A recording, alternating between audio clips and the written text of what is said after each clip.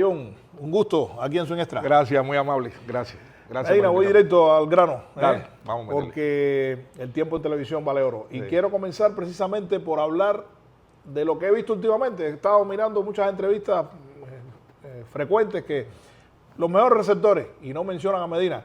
Y yo digo, caballero, pues si Medina, si lo miramos integralmente es de lo mejor que ha pasado. ¿Te molesta eso? ¿Lo has visto? ¿Lo ignoras? ¿Cómo manejas esto? Mira, yo en definitiva no ignoro nada porque yo hice mi trabajo. Yo jugué 17 temporadas, series nacionales, jugué 14 selectivas y estuve 13 años en la selección nacional. Y tuve un esfuerzo grandísimo para poder lograr ser titular, porque en aquellos tiempos para ser titular era bastante difícil, y porque éramos muchos, y muchos receptores buenos que estaban en aquellos tiempos. Pero tuve la posibilidad de tener un buen desarrollo, también tuve la posibilidad de tener buenos entrenadores, y lo aproveché, y me dio un gran resultado. Para mí, decir si eres el 1, el 2, el 3, a mí no me preocupa eso.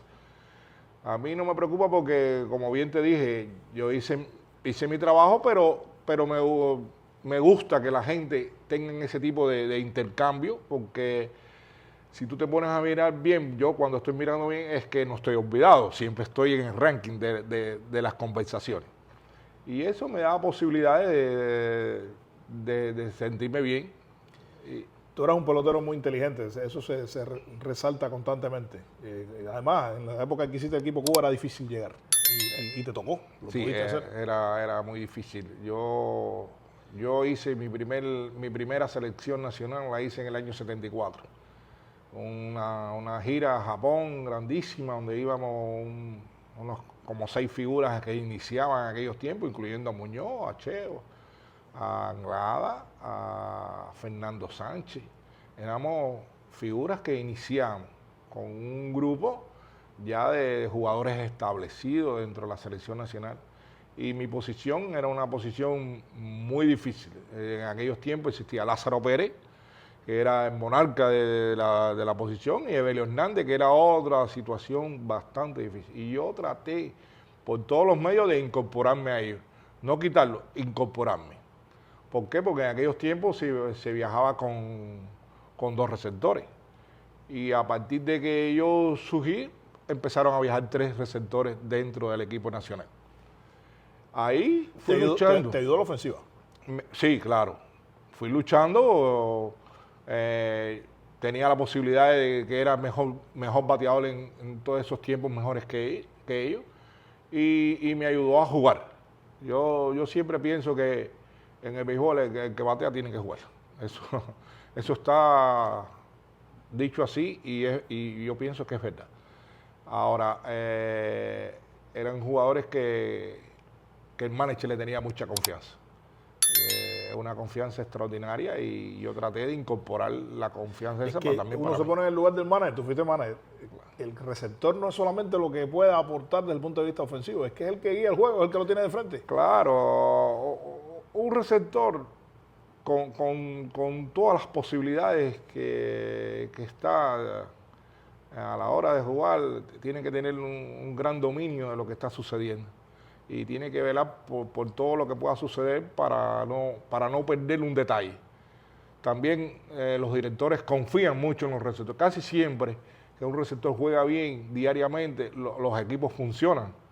Y en eso uno se basaba. En un programa que le daba el director, los meetings, que es donde se hablaba todo lo del contrario, y te daba la posibilidad de saber qué iba a suceder.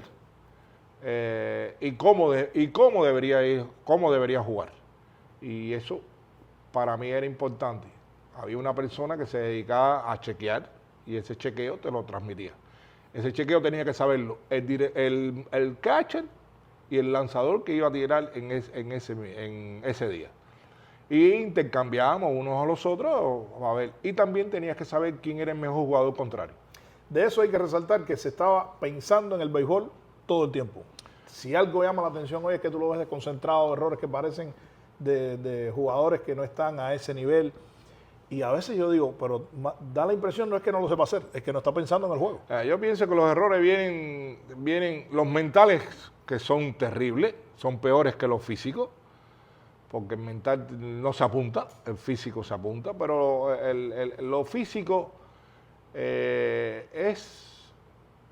Yo he visto el béisbol y me da la sensación es que no tienen una gran posición para poder fildear, que es muy mala, y no tienen gran manipulación para poder manejar el implemento que es la pelota. La pelota tiene dos formas, una a favor de las costuras y otra en contra de las costuras. Y para poder tirar tiene que cogerla en contra de las costuras porque la bola va siempre recta. Y entonces tiene que tener una posición adecuada. Tú no puedes tener abiertos los hombros para poder tirar a las posiciones porque no tienes guía. Y entonces eso es la que te da la posibilidad de que tú tires bien. Pero esa técnica entonces falta de práctica. Bueno, si tú... Mira, los juegos son a las 2 de la tarde. Si tú no practicas antes del partido, tú no estás ensayando, tú tienes que ensayar. Todo el mundo ensaya, el músico ensaya antes de tocar. Y el jugador o el pelotero en este caso tiene que ensayar antes de jugar. El ensayo es la práctica. Tienes que coger tu rolly, tienes que batear en tu práctica, tienes que analizar el equipo contrario con que tú vas a jugar. Todo eso está incluido dentro del tiempo que te da para empezar el juego. Ahora fíjate, se dice que bueno, el problema es que el horario no ayuda, etcétera, etcétera. Pero yo pregunto, ahora por lo menos las condiciones son muy superiores a las que tenían ustedes y ustedes jugaban una pelota muy diferente. ¿Cómo es posible si ustedes dormían en los estadios? Si la alimentación, me imagino que no era ni comparable con la de ahora, que puede tener problemas, pero era difícil. Entonces, eso no es justificación. No, mira, hay cosas que de verdad que hay que evaluar. En estos momentos, las condiciones que están creadas para los jugadores, ojalá que fueran mejores, pero eran mucho mejor que cuando ellos jugaban. En todo, en transportación, en alimentación, en problemas de vestimenta también, o sea, la parte de los zapatos, de los guantes, actualmente es mucho mejor. Y yo pienso que eso es una cosa que el jugador debe tenerla siempre presente. Hay momentos que de aquellos tiempos que tú ibas en un Icaro y la guagua de la mediación se rota, sin remedio, y tenían que buscar la forma de ver cómo te trasladabas. Llegabas al juego y nunca se suspendía el partido. Si llegabas por la mañana y el juego era por la noche, tenías que jugar. Porque no había ningún tipo de... El juego tenía que... la única diferencia de aquellos tiempos a estos tiempos es que tú jugabas en la noche y ahora se juega de día. Pero también nosotros jugábamos de día porque los dobles partidos que se echaban los domingos eran terribles. Yo tengo partidos de haber empezado a las 2 de la tarde y terminar a las 10 de la noche porque el primer partido se fue a 20 innings y después tuve que continuar el otro. Entonces quizás hay que ser más exigente con los peloteros hoy en día. Creo que hay que olvidarse un poco de los teléfonos, porque todo esto entretiene. También, tú ibas, yo que fui novato, ibas en la guagua, Habana, Santiago de Cuba, y tú todo escuchaba el contrario con quién te iba a enfrentar, los comentarios, cómo se bateaba, cómo se fildeaba, quién eran los... Y tenía una visión, tenía una idea más o menos de cuando tú llegabas al lugar, de con quién te iba a enfrentar, porque los mismos jugadores los comentaban. No sé cómo funcionará ahora, pero yo pienso que sí, que el pelotero tiene que hablar más de la actividad que va a realizar, porque si no tiene una fundamentación para poder tener un resultado dentro del terreno. Bueno, Medina, hablemos un poco sobre lo que a veces a mí me gusta llevar el contexto a lo que vivieron las grandes figuras. Hoy hay peloteros que dicen, no, a mí no me gusta como dirige fulano y por lo tanto no me motiva a jugar. La vida a ti no te fue color de rosa siempre. ¿Cómo hacía Medina cuando un director no lo beneficiaba? Claro. Eso existe, ¿no? Sí, porque como que no. Hay jugadores que no le gusta al manager como tal. Pero yo pienso que tú tienes que pensar como jugador, tú tienes que adaptarte porque tú eres un jugador y el manager hace su trabajo y tú haces el tuyo. Eso tú tienes que partir de esa base. Eso es un criterio muy particular. ¿Cómo tú te puedes ganar al manager? para que él tenga confianza en ti? Jugando bien, haciendo las cosas como es debido, y él automáticamente, porque él sí va a beneficiar al que mejor juegue, el que más le rinda dentro del terreno. Él no va a decir, no, a mí no, fulano no me gusta, no lo voy a poner, aunque rinda. No. Tengo que hacerte esta pregunta porque eso, como los aficionados no te tienen delante, no te lo pueden preguntar, pero a mí sí me lo han preguntado. Sí. ¿Es verdad que Pineda, no, como que no, Medina no lo convencía? Yo tuve con Pineda en pocas ocasiones. Y en una ocasión que tuve, que fue en el año 85, no decidió por mí. Pero jugó selectivas conmigo y sí decidía por mí. O sea que yo a él... ¿Lo convenciste? Que fue un gran manager, lo convencí porque él tenía que convencerlo de que yo era importante para los equipos que yo jugaba. Él decidió, tenía el derecho de decidir por mí o no, porque claro, en definitiva es el director y hay que respetarlo. Una vez no decidió por mí y yo lo dejé, pero eso fue en el año 85. En el año 86 seguí jugando normal, hice centroamericano, todos los eventos, mundial, todo lo que vino. Él no estaba otro manager decidió por mí. Y la vida a veces premia, ¿no? Porque, por ejemplo, yo recuerdo que en Edmonton, en el 81, Sergio, en el juego que tú das el batazo, no te puso a jugar ese juego. Y jugaba todos los días. Jugaba todos los días. Y ese día no jugué. Pero es verdad que tú le dijiste, te voy a hacer falta. ¿Eso sí, es real? Por suerte, lo dije alante de una tercera persona. Por suerte. Porque tú sabes que secretos entre dos personas no... Claro. Pero por suerte lo dije alante de una tercera persona. Porque él vino a decirte, hoy no juegas. Sí, así me dijo. Yo dije, Sergio, ¿por qué? Y me dijo, no, hoy no está en el... Ya, normal. Yo cogí mi bolso, todos mis implementos, y cuando ya iba a retirarme para el bullpen, a hacer mi trabajo de atrás, le dije, al final me vas a tener que traer y yo voy a hacer mi trabajo. Solamente eso. Y con la misma me fui. Al final vine, por suerte, gracias a Dios, me salió todo como yo pensé. Si tú tuvieras la oportunidad, así soñando, de cambiar algo en tu carrera, sería el final de ese juego, ¿no?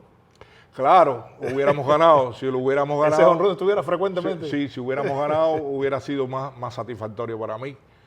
Porque en definitiva yo hice mi trabajo, pero el equipo no tuvo el resultado. Porque ese es el deporte. La vida es así. Ahora, me tocaste el tema de la selectiva y me gustaría hacer énfasis en eso, porque Medina, tú rendías más en la selectiva que en la serie nacional, yo creo, ¿no? Bueno, tú eras un gran bateador, pero en la selectiva los números son tremendos. Jugaba mejor selectiva que cuando jugaba. No sé si es que el nivel aumentaba y yo también aumentaba. Claro, por eso me llama la atención. Y me gustaba muchísimo la selectiva. La selectiva, los pitchers eran muchísimo mejores que la serie nacional. Más concentrados. Los equipos tenían 4 y 5 figuras que era difícil de batear y yo me ajustaba a eso. Me gustaba muchísimo jugar la selectiva. Y por eso ahora que la Liga Élite es como para tratar de llevar a la selectiva, pero el formato de que los equipos y lo refuerzan, ¿tú crees que sea mejor agruparlo por regiones que no así como está? ¿Qué te parece esto? Porque al final están jugando los peloteros de más nivel ahora. Pero fíjate, esto de la Liga Élite tiene sus características. A pesar de un equipo que representa a una provincia, siempre reforzado con un grupo de jugadores que se sobreentienden que sean élite. Sí. Y eso te da la posibilidad de cuida la identidad del equipo y refuerza con jugadores que te hacen falta dentro del equipo. O sea, que a mí lo que me da la sensación es la dedicación que tengan esos jugadores a la hora de enfrentar a otros equipos. Es que a veces los números de la Liga Élite son más discretos que de la Serie Nacional. Eso no tiene sentido. No tiene sentido porque no sé cuál será la fórmula esa, pero si tú juegas una Liga Élite, debes tener mejor rendimientos que la Serie Nacional, porque aumenta el nivel y tú debes aumentar también con el nivel. A lo mejor los jugadores no aumentan su nivel y se quedan a un nivel más bajo de lo que es la liga. Medina, no me van a perdonar si no te pregunto sobre lo que va a ocurrir ahora con el Clásico, porque tú estás trabajando con la Confederación Mundial de Béisbol y Softball, por lo tanto has visto de cerca los eventos, los equipos rivales, otros grupos. Y hoy la tendencia es a pensar, es mejor prácticamente ser un equipo de los que están en el exterior. ¿Crees que los que están en Cuba están demasiado limitados?